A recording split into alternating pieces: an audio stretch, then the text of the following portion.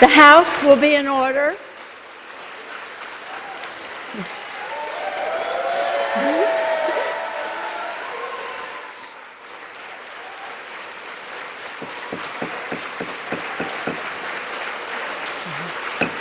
The House will be in order.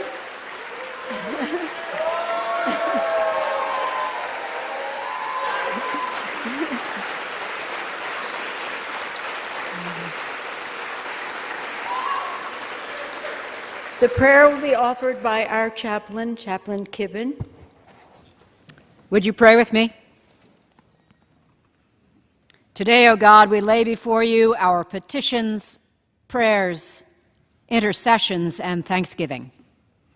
We request that you bestow upon us the joy of your presence among us, that when we look upon the faces of those who labor in these halls, known and unknown, elected or employed, we may see your image.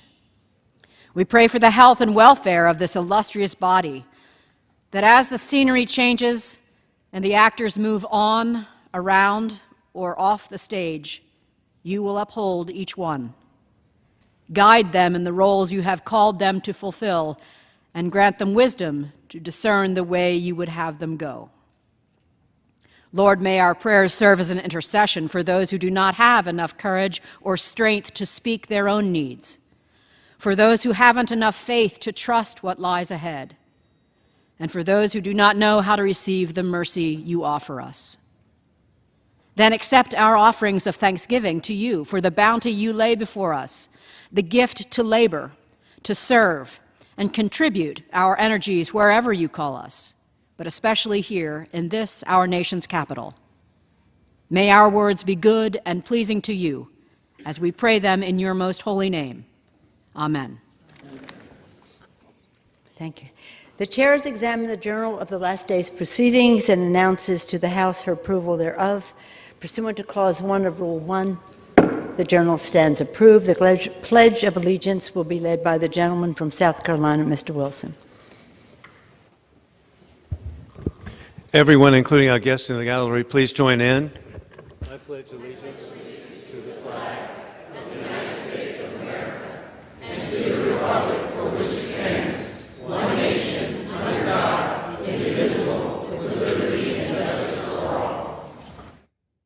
The chair will entertain up to 15 requests for 1-minute speeches on each side of the aisle. Does the gentlewoman from New Hampshire seek recognition?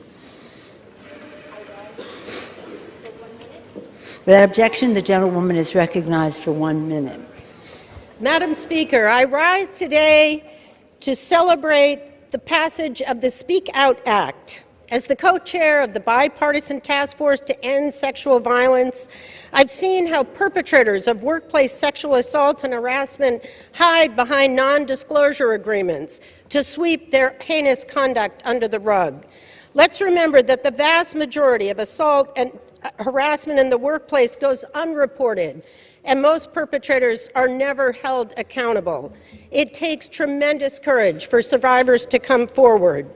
I am so proud that under the leadership of Speaker Nancy Pelosi, this House overwhelmingly passed the Speak Out Act yesterday, and we have sent this common sense bipartisan bill to the President's desk. Thank you, and I yield back the balance of my time. For what purpose does the gentleman from Pennsylvania seek recognition? Madam Speaker, requesting unanimous consent to address the House for 1 minute. Without objection, the gentleman is recognized for 1 minute. Thank you, Madam Speaker. Madam Speaker, I rise today to recognize November as National Career Development Month.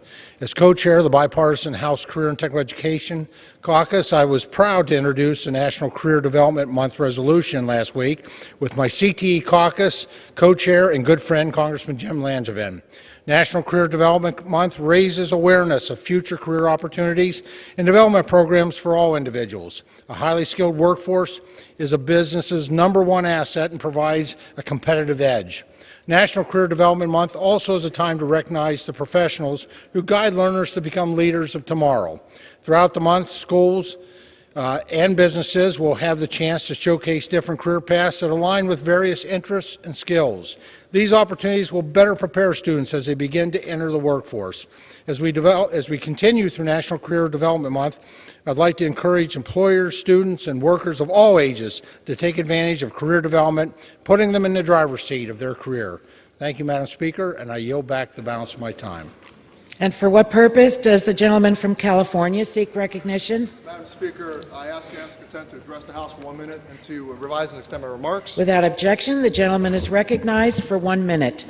Madam Speaker, I rise today in honor of Transgender Awareness Week.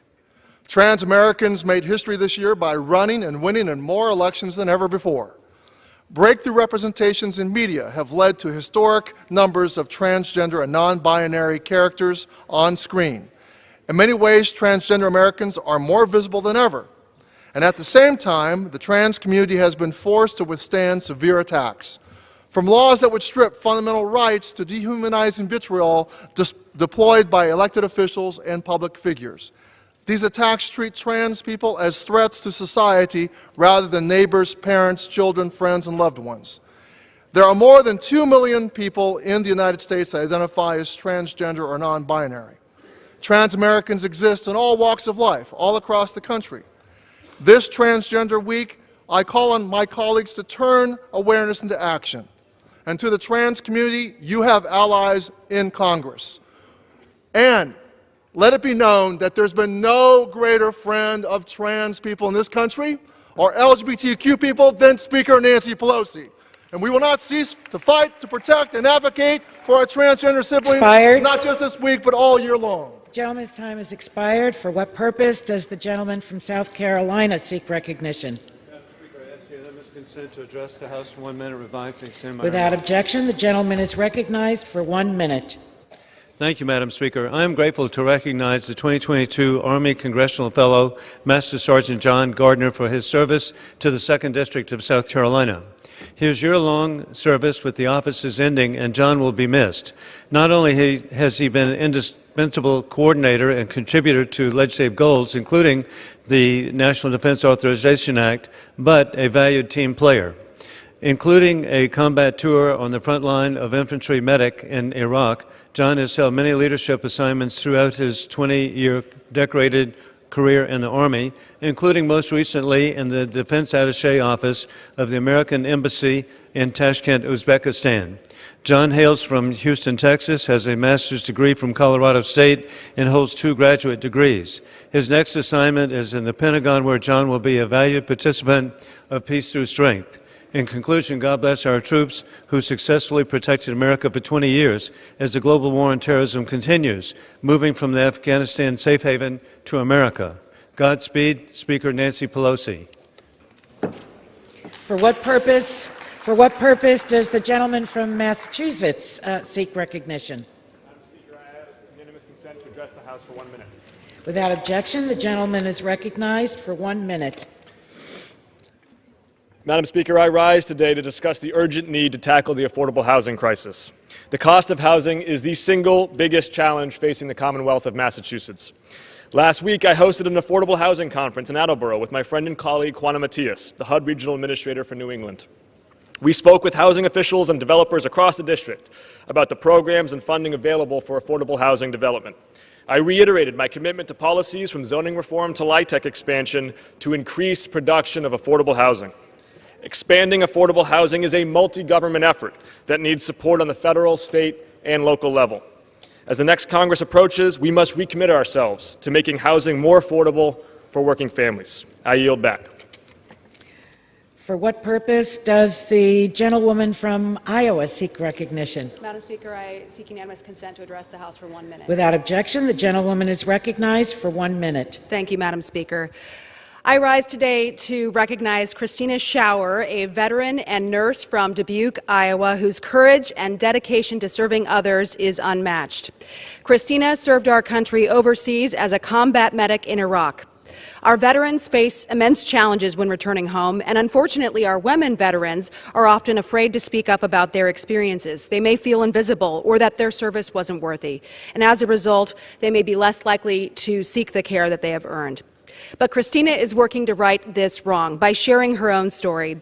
She has championed women veteran visibility, empowering her sisters in sacrifice to talk more about their service and seek the health care and the benefits they deserve. So, Christina, thank you for your service and for your commitment to empower women veterans. You are an inspiration to all of us. So I yield back the balance of my time. Thank you, Madam Speaker. For what purpose does the gentleman from Illinois seek recognition? Speaker, I ask unanimous consent to address the House for 1 minute and revise and extend. Without objection, the gentleman is recognized for 1 minute. Madam Speaker, I rise today to honor the life of my friend Karen Sutton, who recently passed away after a long, hard fight with cancer. Karen spent much of her life in Springfield and was a valued member of our community, always volunteering and attending events all the way up to a few weeks before she passed. After a long and successful career in data processing, Karen retired from the Illinois Department of Health in 2002. Karen spent much of her time in the bowling alley, playing in multiple leagues and eventually becoming the league secretary.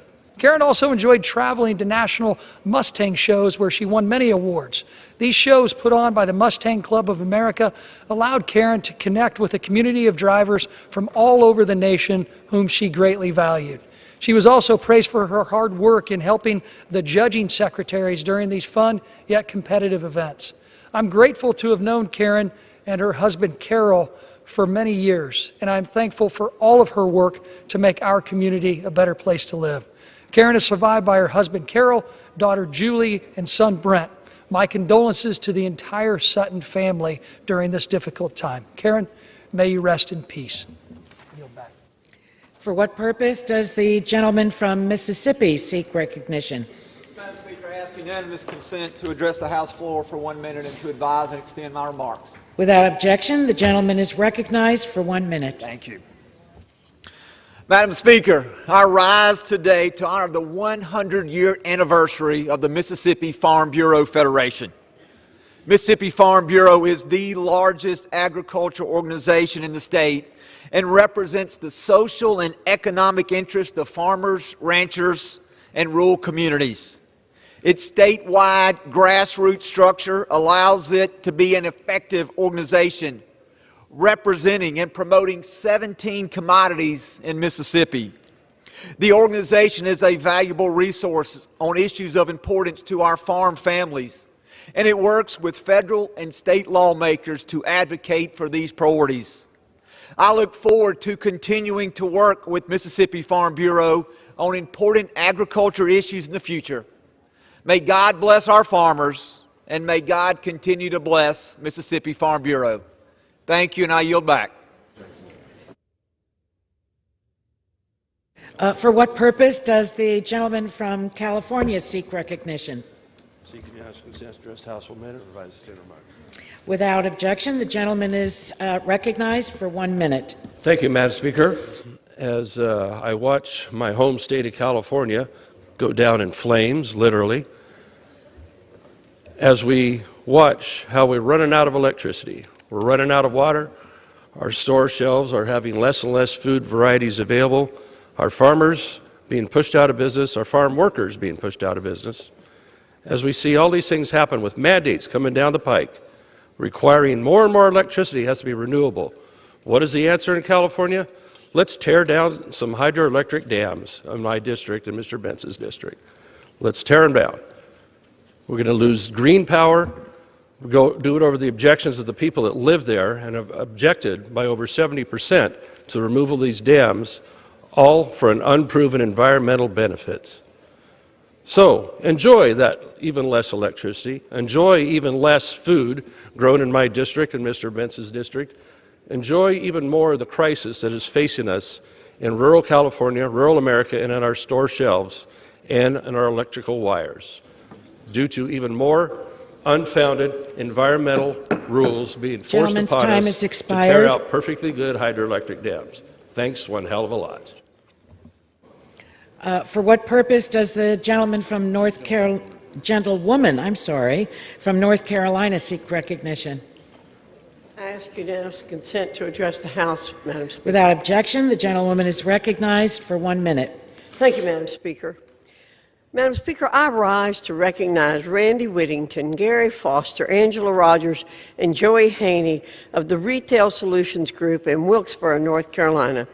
I was proud to join them recently at a ribbon-cutting ceremony for their 4th and largest warehouse. In the last few years, Retail Solutions Group has grown from fewer than 8 employees to now over 200. This is a magnificent accomplishment. Madam Speaker, North Carolina remains a hub for entrepreneurship and innovation, thanks to people such as Randy, Gary, Angela, and Joey. Congratulations to Retail Solutions Group on this new and exciting chapter. I look forward to hearing more about the strides you will make in the days and months ahead. I yield back. For what purpose does the gentleman from Pennsylvania seek recognition? Request unanimous consent to address the House for 1 minute. Without objection, the gentleman is recognized for 1 minute. Madam Speaker, as we here in the House and our country come near the close of 2022, the United States has gone through the worst year on our record for illegal border crossings. Meanwhile, we have a Homeland Security Secretary that tells us regularly that the border is secure. Just this last month, over 230,000 illegals have crossed that we know of. Along with this, gasoline prices are over $4 a gallon again, and the cost of Thanksgiving for most families will be over 20% what it was last year. This has been a troubling year. America needs a new course. This House needs a new course, a new direction, and new priorities that strengthen America and Americans. I yield back. Gentleman yields back. For what purpose does the gentlewoman from California seek recognition? Madam Speaker, I ask unanimous consent to address the House for 1 minute. Without objection, the gentlewoman is recognized for 1 minute. Thank you, Madam Speaker. Madam Speaker, as we gather here, we stand on sacred ground, the chamber of the United States House of Representatives, the heart of American democracy. I will never forget the first time I saw the Capitol. It was on a cold January day when I was 6 years old. My father, Thomas D'Alessandro Jr., was about to be sworn in for his 5th term in Congress, representing our beloved hometown of Baltimore. I was riding the car with my brothers, and they were thrilled and jumping up and down and saying to me, Nancy, look, there's the Capitol. And every time I'd say, I don't see any Capitol. Is it a capital A, a capital B, or a capital C? And finally, I saw it. A stunning white building with a magnificent dome. I believed then, as I believe today, this is the most beautiful building in the world because of what it represents. The Capitol is a temple of our democracy, of our Constitution, of our highest ideals. On that day,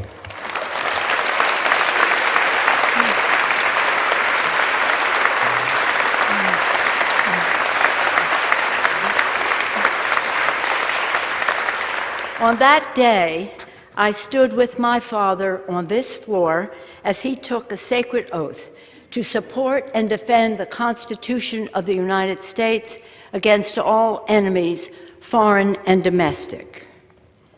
All of us who have served in this House have taken the hallowed oath of office, and it is the oath that stitches us together in a long and storied heritage. Colleagues who served before us are all our colleagues. Colleagues like Abraham Lincoln, Daniel Webster, Shirley Chisholm, Patsy Mink, and our beloved John Lewis. Personally, it binds me as a colleague to my father, a proud New Deal congressman and one of the earliest Italian Americans to serve in the Congress. And this is an oath we are duty-bound to keep, and it links us with the highest aspirations of the ages. In this room, our colleagues across history have abolished slavery, granted women the right to vote, established Social Security and Medicare, offered a hand to the weak, care to the sick, education to the young, and hope to the many. Indeed, it is here under the gaze of our patriarch, George Washington, in the People's House, that we have done the people's work. My colleagues, I stand before you as Speaker of the House, as a wife, a mother, a grandmother, a devout Catholic, a proud Democrat, and a patriotic American, a citizen of the greatest republic in the history of the world.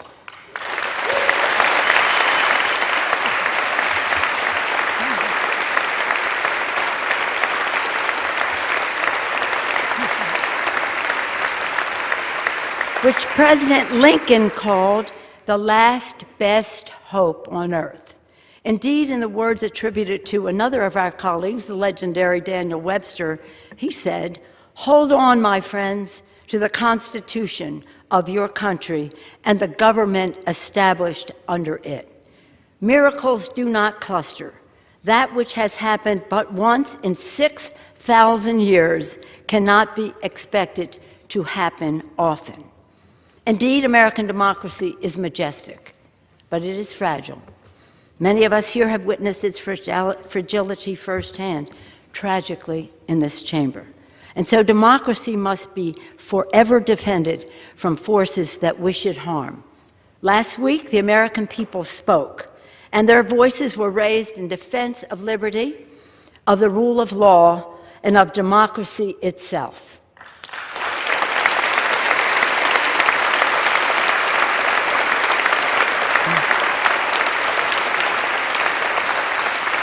With these elections, the people stood in the breach and repelled the assault on democracy. They resoundingly rejected violence and insurrection, and in doing so, gave proof through the night that our flag was still there.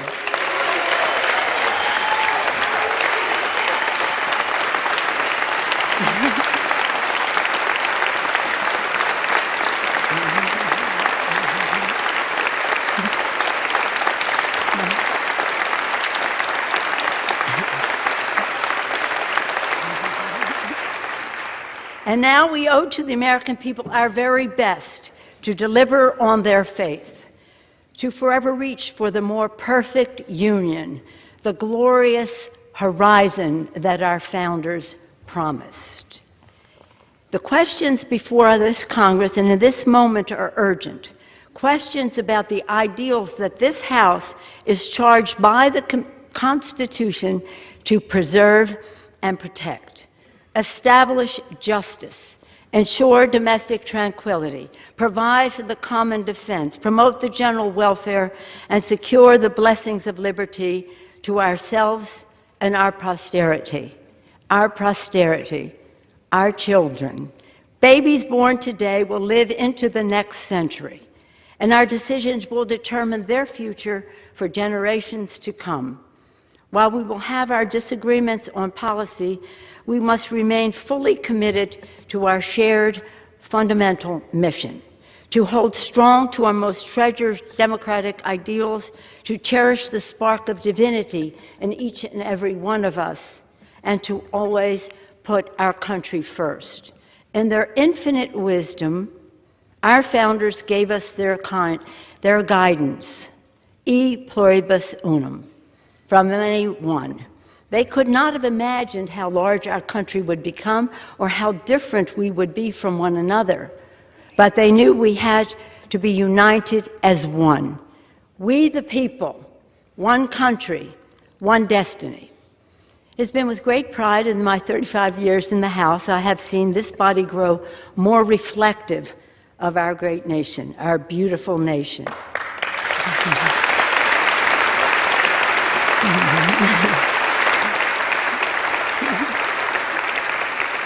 When I came to the Congress in 1987, there were 12 Democratic women. Now there are over 90, and we want more.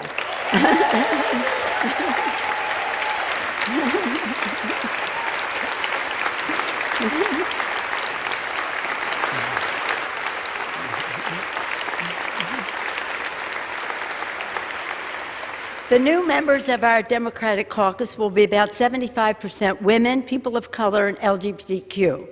And we have brought more voices to the decision-making table. When I entered leadership In 2002, there were 8 of us. Today, there are 17 members of the leadership. When I first came to the floor at 6 years old, never would I have thought that someday I would go from homemaker to House Speaker. In fact, I never...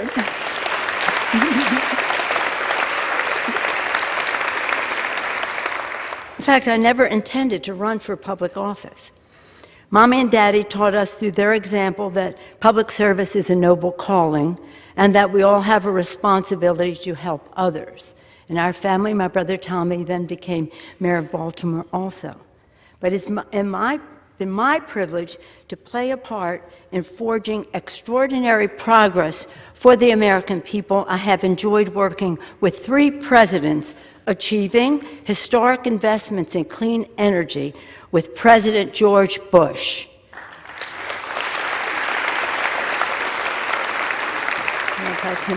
Transformative health care reform with President Barack Obama.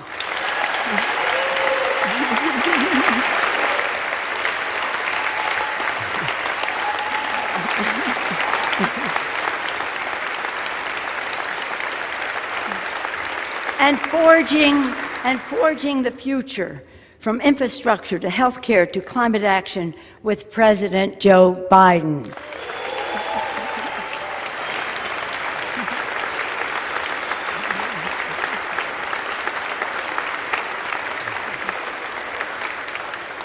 Now we must move boldly into the future, grounded by the principles that have propelled us this far and open to fresh possibilities for the future.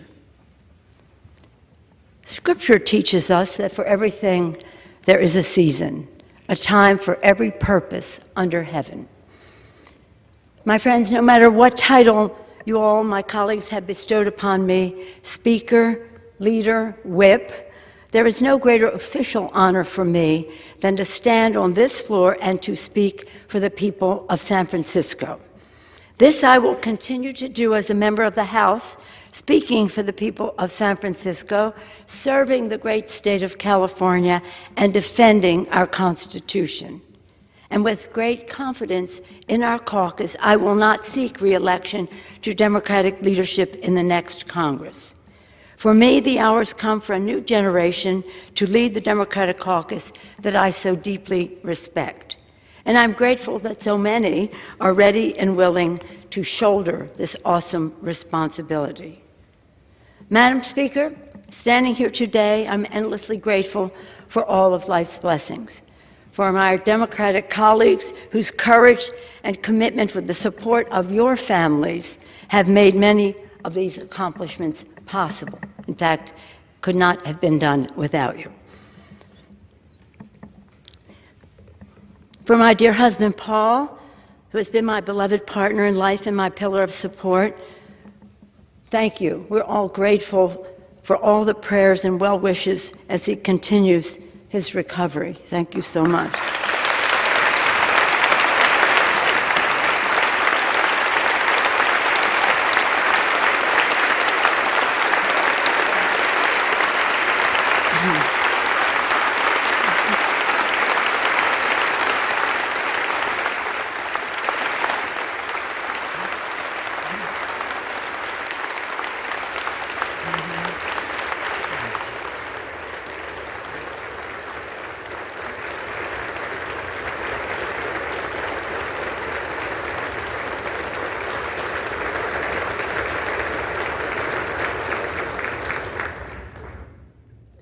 For our darling children, Nancy, Corinne, Christine, Jacqueline, Paul, and Alexandra, and our grandchildren, Alexander and Madeline, Liam, Sean, and Ryan, Paul and Thomas, Bella and Octavio, they are the joys of our lives for whom and we are so very, very proud of them and a comfort to us at this time.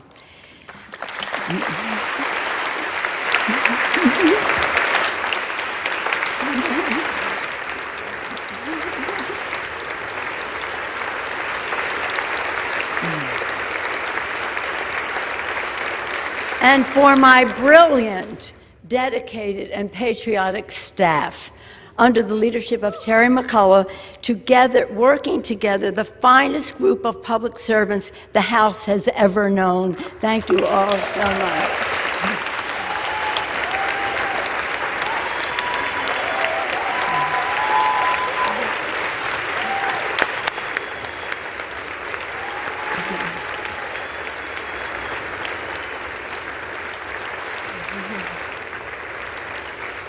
And again, for those who sent me here, for the people of San Francisco, for entrusting me with the high honor of being their voice in Congress. In this continued work, I will strive to honor the call of the patron saint of our city, St. Francis. Lord, make me an instrument of thy peace. In this house, we begin each day with a prayer and a pledge to the flag. And every day, I am in awe of the majestic miracle that is American democracy. As we participate in a hallmark of our republic, the peaceful, orderly transition from one Congress to the next, let us consider the words of, again, President Lincoln, spoken during one of America's darkest hours. He called upon us to come together, to swell the chorus of the Union, when once again touched, as surely they will be, by the better angels of our nature. That again is the task at hand. A new day is dawning on the horizon, and I look forward, always forward, to the unfolding story of our nation, a story of light and love, of patriotism and progress, of many becoming one, and always an unfinished mission to make the dreams of today the reality of tomorrow. Thank you all. May God bless you and your families, and may God continue to bless our veterans and the United States of America. Thank you all so much.